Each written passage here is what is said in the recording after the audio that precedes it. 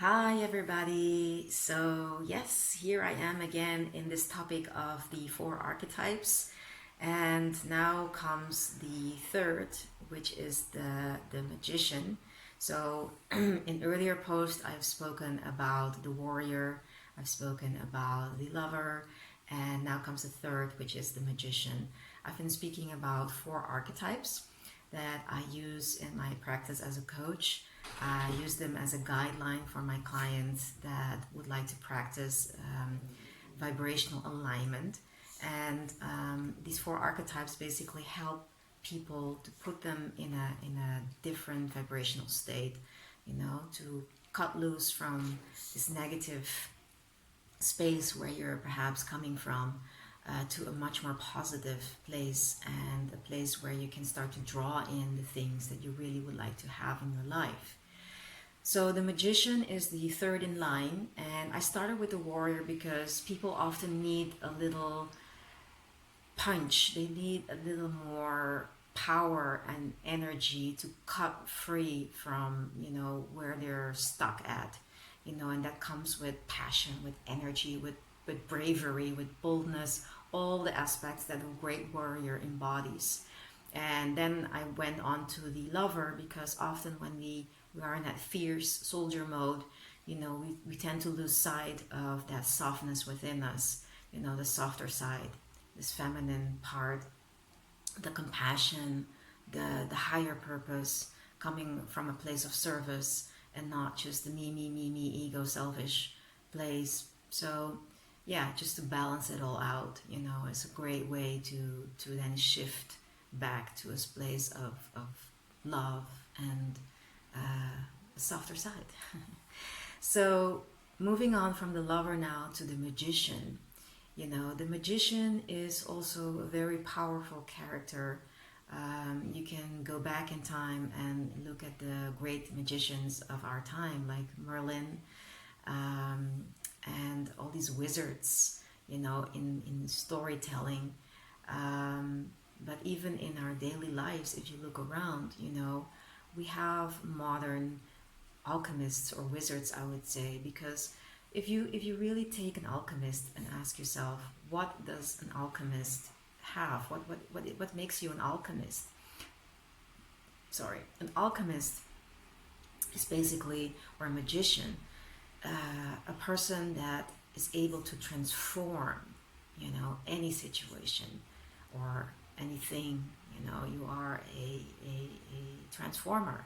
So the aspects of a magician are transformational aspects, and what makes you a great magician, wizard, or alchemist is when you're capable of transforming adversity into opportunity. When you're capable of, when things go wrong or you find yourself in a huge challenge, how can you approach that challenge from a place of opportunity? How can you utilize something that from the outside looks really bad and make it into something magnificent, instead of, going down and saying, oh, I'm doomed and this is the worst and da, da, da. No, never go there, but see it, perceive it, make it into an opportunity and say, how can I use this as a means of, growing? How can I use the situation as a means of, what can I learn from it? What can I get out of it? And how can I offer more to other people from the situation? How can I turn my mess into a powerful message? How can I make my mess of the past into a powerful message that can serve other people? Perhaps you had a huge divorce, a heavy divorce, and your kids have suffered from that.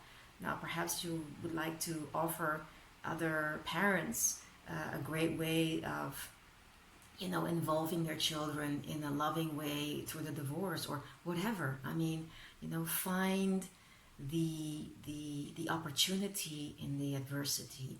That's really what alchemy is all about. It's really the capacity of turning lead into gold. That lead situation into a golden opportunity. So yeah, again, take your paper, take a pen, go on the internet, find the great wizards of our time, look for the aspects that they embody, and practice it, cultivate it. You know, it's perhaps the curiosity, the positivity, also aspects of a warrior, like, you know, the fierceness or power, but it's also a lot the capacity of envisioning, you know, having the capacity to envision a different reality perhaps than you're currently faced with. You know, having that power to be able to almost see your reality from a completely different perspective. So it's not per se a different reality, but you're just approaching it from a very different perspective. So as the great Wayne Dyer used to say, when we change the way we look at things, the things we look at change. Okay, so, and it really is that way. When we really start to approach things from a different perspective, we start to experience them from a different perspective, and it's not necessarily that they've changed, it's we have changed. We have changed, so the whole experience becomes different, and it puts us in a different vibration, you know, puts us in a different state. And if we go back to the concept of energy flows where attention goes, whatever I focus on grows. The more I focus on opportunity and the greatness of things, the more I get of that, the more I cultivate that, the more I find myself surrounded by that.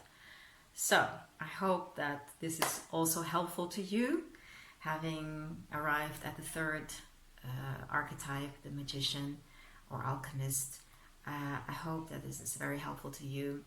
I'm very appreciative of your comments. If you're watching this on YouTube, your likes and subscribe are most welcome. And if you have any questions, if you feel like connecting, if there's something you'd like to share, please feel free to do so.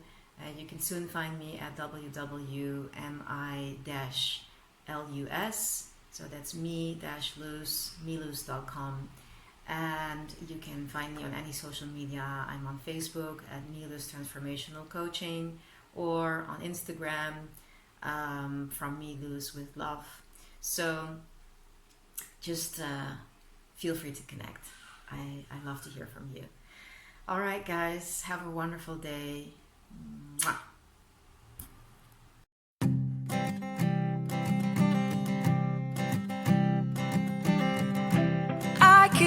A photograph in which we were in love, caught in your eyes, waiting for the sunrise.